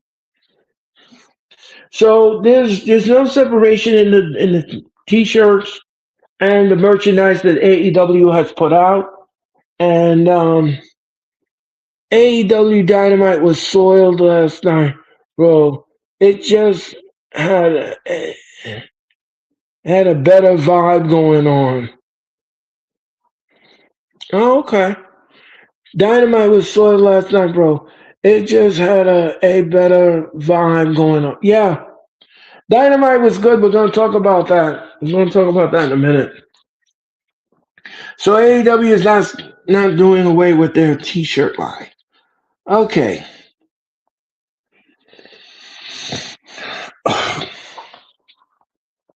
All right. Wrestling news. Wrestling RingsideNews.com says that Jade Cargill is adding her voice to the growing list of WWE superstars dealing with chaotic fans situation during WrestleMania week.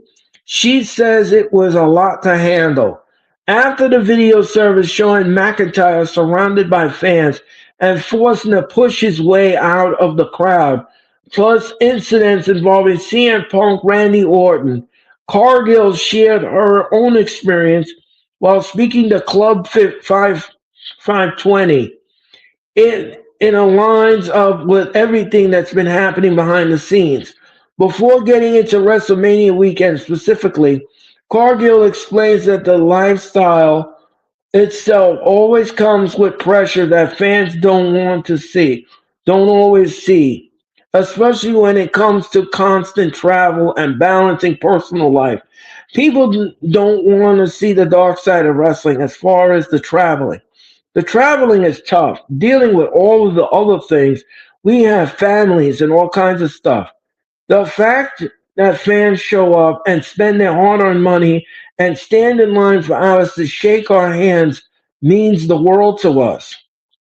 She then shifted to what WrestleMania week in Las Vegas was actually like, making it clear that even with the appreciation for fans, the situation quickly became overwhelming. Cargill broke down just how packed the schedule was, and with appearances, live events, and signings happened nonstop, leaving very little room for unscheduled interactions. But it was very overwhelming this weekend. There were all the live events. We were appearing in signings, and you want to see, just come and see our meet and greet. I'm gonna stop when I have time. Yeah, so Jay Cargill was saying the same thing as everybody else. It was overwhelming for them and the fans. And that is what I was talking about with the boundaries. These people are under pressure, and they are traveling. Not and WrestleMania is and she is right. Jay Cargill is absolutely right. WrestleMania is a non-stop weekend affair. I mean, there's so much things going on in WWE World, so much things going on with SmackDown, Raw, WrestleMania. It's a big weekend. It is the most stressful weekend you could possibly have. And why is it stressful? I'm going to tell you why. First of all, you have to book your airfare if you have to fly. Then you got to book a hotel. Then you got to get the ticket. Then you got to land. Then you got to go into the hotel room and check in. Then you got to take your phone with you because if you see or you're online or you're whatever, and you see them coming down the line, you want to snap a picture. So it's a lot. It's overwhelming. It's a lot to pack in the weekend. And most of the time, you really don't have time to really talk to anyone. Like, I'll run into people that I haven't seen in a long time, but I can't talk to them because the fans behind me want to hurry up and get inside and everything. So you just say a quick hello, a quick passing, and hi, and that's it. That's it. You're out of here. You gotta hurry up. You gotta hustle. So it's very stressful. It very is. Yeah, WrestleMania, a lot going on, and I do mean a lot. Yeah, it is. It's a lot going on. It's one of those weekends where, if you don't mind the interaction, if you don't mind the pressure, and you don't mind the stressfulness in it, then by all means, do it. Do the weekend. But I'm just telling you what you're in for. I'm telling you what you're in for. You don't have time for people. You just don't. There's no time to waste. There's so much to do, and you already bought your ticket. You want to hurry up and get to that session and that thing. And it's a lot. It's a lot to deal with. It's a lot. Trust me. I know. I've been to 11 WrestleManias. I know. I know. I'm speaking from experience, folks. Trust me, I know. When you go and book those rooms, folks, it's now I see why they are being Yeah, they are being disrespectful. But the thing is that you don't have to be disrespectful. These superstars are under pressure. Like Jay Cargill said, these people are under pressure. They gotta go from signing to live event, and people, and when they tell you no, you gotta take the no and respect the no. Don't just go ahead and violate these people's rights and their space and stick a phone in their face because you don't care what they go through. That's not right. That's not right at all. That's disrespectful.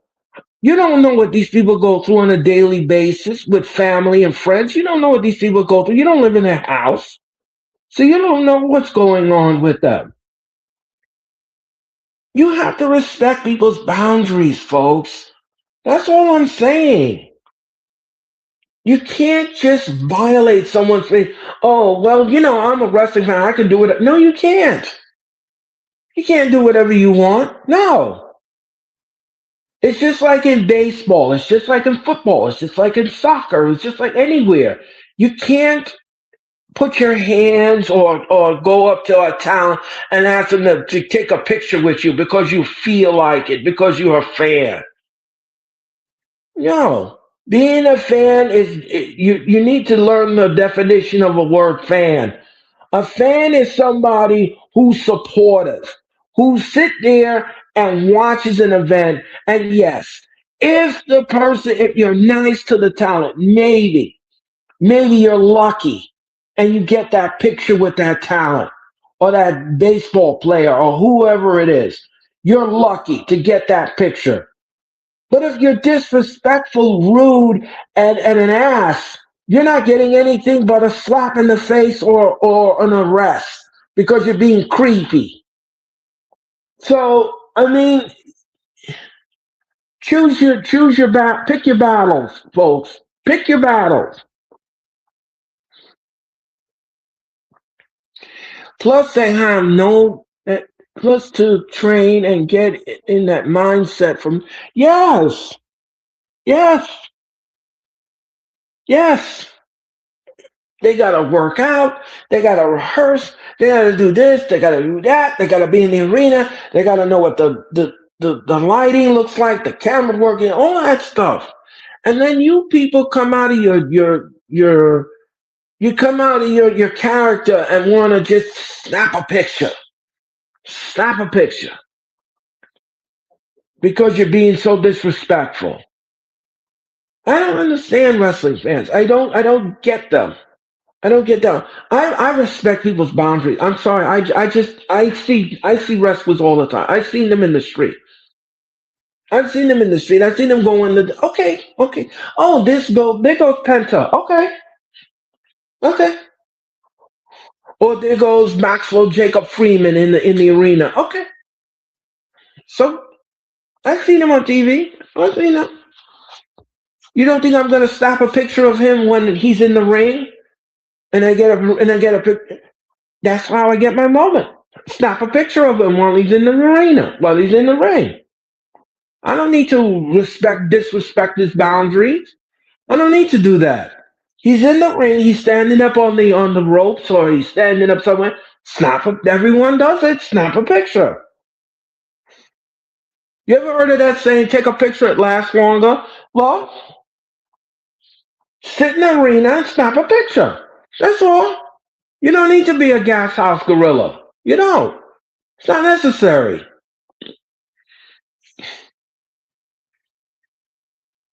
They aren't. They aren't fans of. They're so-called fans. Yeah, well, yes, and then they have those. Okay, folks, that was the story on Jay Cargill. I got a couple more stories for you, and then yeah, let's go to this one.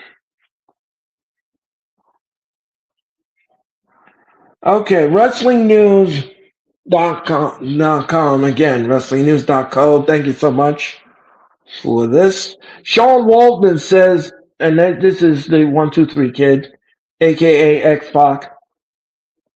Sean Waltman says that he was physically assaulted by a fan during WrestleMania 42 weekend in Las Vegas. I got physically assaulted and camera shoved in my face, stalked in the bathroom, and more. I don't have a problem with people taking pictures or recording it in public. It's when you invade someone's. That is what I just said. I just said that, Sean. I just said that, Sean. I just said that. When you invade someone's space and stick a camera in their people's face, I have a problem with that. It's when you invade someone's space and stick a camera in people's face, I have a problem with that. That's what I just said. I swear that's just what I just said a couple of seconds ago. I should be a soothsayer. I just said that. I just said that 2 seconds ago.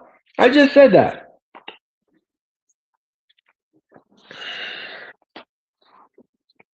Walton noted that the horseshoe crowd at GCW and WrestleCon events was totally respectful. The issue where else? Issues were elsewhere. Okay, so at WrestleCon that they were respectful at GCW, they were, but other places don't. Added to the growing list, WWE talent spoke out about the fans' behavior over the weekend. Booker T says that he was filmed in the bathroom. CM Punk says that he was slapped. He slapped the phone out of a man's hand. Damian Priest reportedly stepped in to help a female talent being mobbed by fans. The PW Insider reported that there was no additional security at the hotel this week. So apparently everyone was having issues with the fans. Everyone was having an issue with the fans. What's up with the bathroom rule? First Booker T and then X-Pac. Yeah, that's what I mean. It's disgusting. It's creepy. You're going into the bathroom. You're going in the men's bathroom. Okay, you're going in the men's bathroom. You don't need somebody in the next stall to stand on a toilet seat and take their phone and try to snap a picture of Booker T in this. I mean, that's disgusting, guys. Come on, that is disgusting. That is disgusting. You all are gross. You're gross. These people need their space. Why do you all gotta be so ridiculous and animalistic when it comes to when it comes to these talent? Like I said, why can't you just wait until you go to a signing and see these wrestlers sitting at a table and then get the signing? Why you gotta be gross and follow them in the and like they said, there was hardly no security in any of the hotels WWE stayed at. All of the fans were on the floor, and I don't know how they knew. I don't know how they knew where these wrestlers were staying at. I had no idea. I don't even know where the talent stays and what hotel. I don't know how fans get that information. I still don't get it. I don't know how you all get that information and know exactly what hotel these wrestlers are staying at and broadcasters. I don't know how you do it.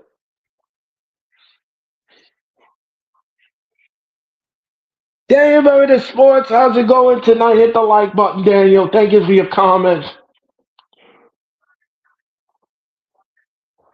Happy Thursday to you, Daniel. I don't know how you all do it. How does wrestling, I want to know that from somebody. How do you know where the talent is staying in a hotel? I don't understand how you all know that. And how do you get that information and where do you get it from? Because I think that's a little bit I think that's just, what's the word I'm looking for? I'm trying to think of the word I'm looking for. I guess the word I guess I can say off-putting. It's a little bit off-putting that you know where the wrestlers stay because I don't think I would, I don't know. Yeah, that's stalkish. Yeah, it is. It is because it's stalking the person. How does wrestling? That's one thing I don't understand. How does wrestling fans know where the talent is staying in the hotel? I'm still trying to figure that out. I can't figure that out for the life of me. I don't know if they know someone that tells them, or they hack into the talent computers and they find out. I don't know.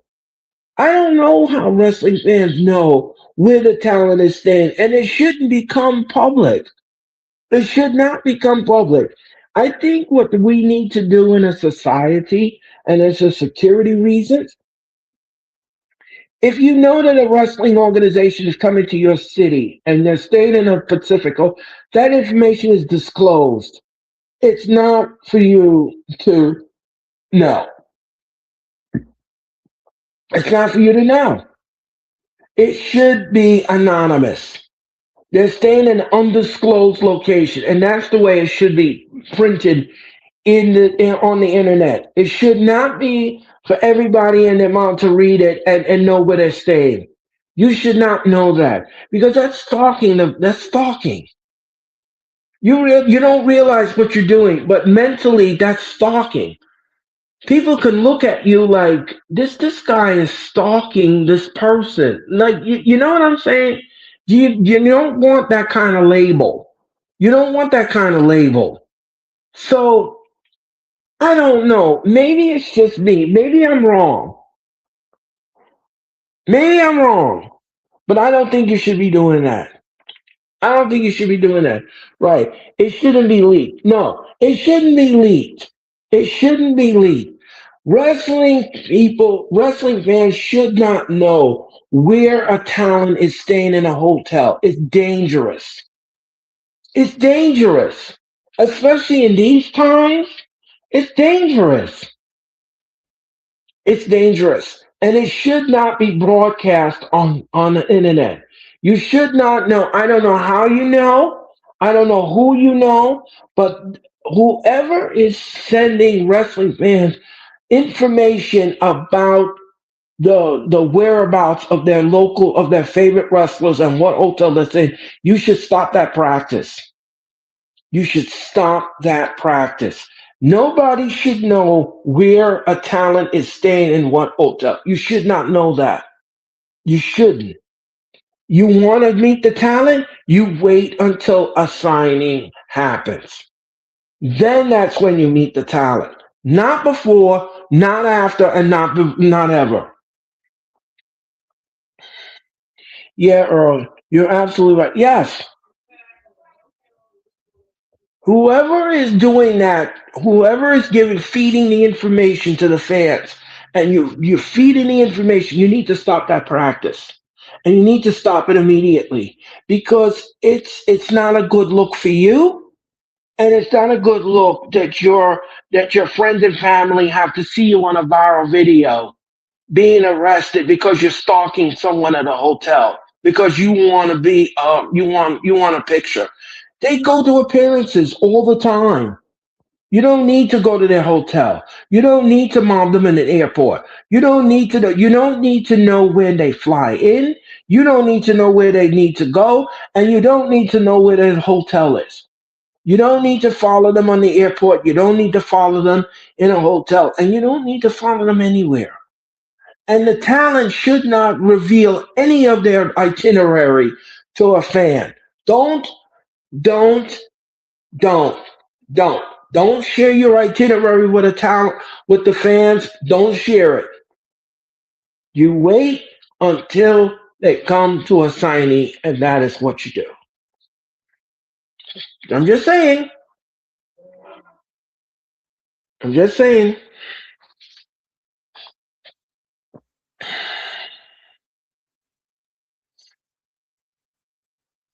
Okay. Yes, sir. Okay.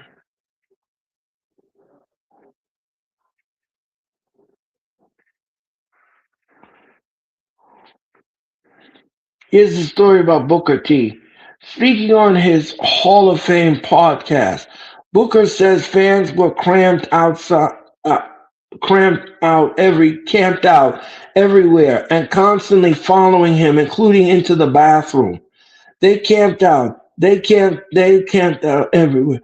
Couldn't walk anywhere. They were camped out. They were following me. I remember a guy literally filming me in the bathroom when I was walking out, and he goes, "Hey Booker, I just kept walking because I was so mad." He was filming me in the bathroom, but for me it was the toughest time I think I ever had to deal with as far as a fan interaction. This year at WrestleMania in Vegas, like I said, a lot of them were just outright disrespectful. Booker also described getting mobbed before he had even checked into the hotel, including one encounter with a grown man who tried to pressure him into a photo using an autism. Now this was gross. This was gross. So this guy pretended to have autism and asked Booker T to give him an autograph because he had autism. I mean, you people are disgusting. This is disgusting. You're doing fake illnesses now. Now you're coming up with fake illnesses because you want an autograph. You people are gross. You people are gross. Oh my gosh. I remember I was going into the hotel and didn't even. And this one guy comes up to me. Can I'm like, man, please grow up, grown man. Then he goes, you got, well, why are you out here? They threw the card to me. So the guy, oh God, oh, I'm laughing because you are seriously shaking. I'm disgusted. Yeah, I don't know what to say about that, folks. I don't know what to say.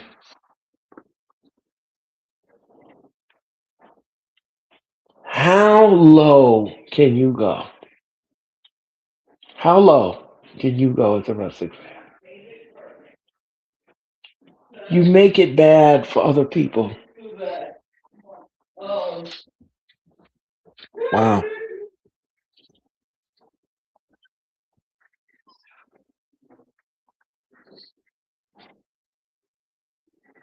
Wow.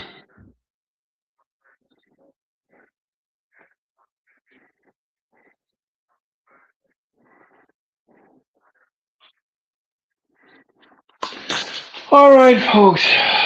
All right. How can you be? How low can you be talking about a no? I don't know. I don't know. I don't know. That's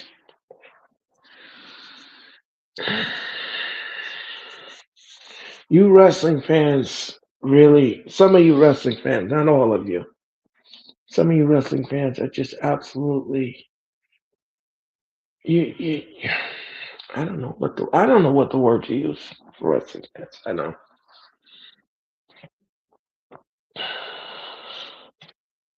people are just. I don't know what's happening to people today. You're an extortionist. Is the word I'm looking for. Extortionist. You're sitting up there and doing a fake illness just to get an autograph. Wow. Wow, wow, wow, wow, wow, wow, wow. Just oh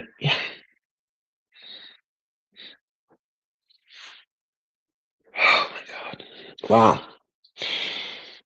Well, folks, that was wrestling news, and folks, that is going to do the end of the wrestling experience.